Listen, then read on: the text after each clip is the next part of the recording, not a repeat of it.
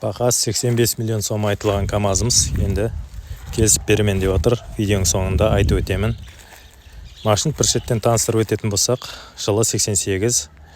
Алдыңғы екі балон нови, радиаторының көріністері, рессорларында сынық жоқ. Машинаның мына қапталдан көрінісі. Кейінен тормозной колодкілерді полный новидан басып шықтым дейді.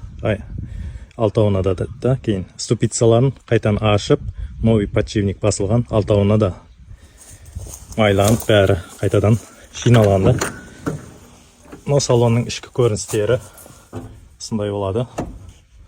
Төбелері, моторы май жемейді. Нови помпа басылған.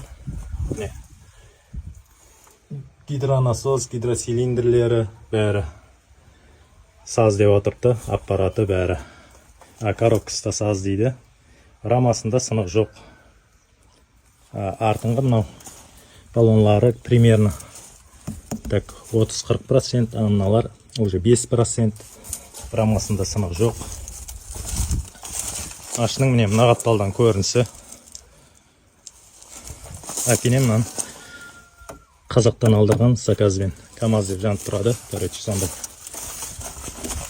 Әкенен нови 4 энергашты новидан басылған. Нелері пластмассовый трубадан тартылған.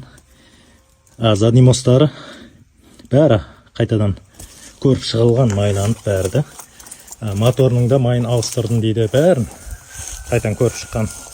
Тоқтарын да қайтадан бір жинап шықтым дейді. Артқы баллонлары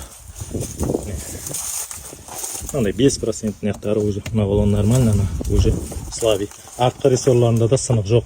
Задний мостарында да гульді не деген зат жоқ. Мына кузовының көрінісі осындай. Состояниесі жақсы.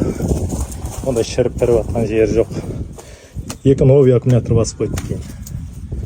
В общем, машинды қайтадан атиды. Бір көріп, бір істеп шыққанда, короче, қайтадан. Бұл КАМАЗдың бағасы 75 миллион сом айтып отыр. Келісіп береміз дейді. Мәнзіл Нөксапқоз, телефон 97-ліктен 474 47 99, екінші номер 97-ліктен 635 91 91 деген номерге хабарласа берсеңіз болады, қызыққанlar.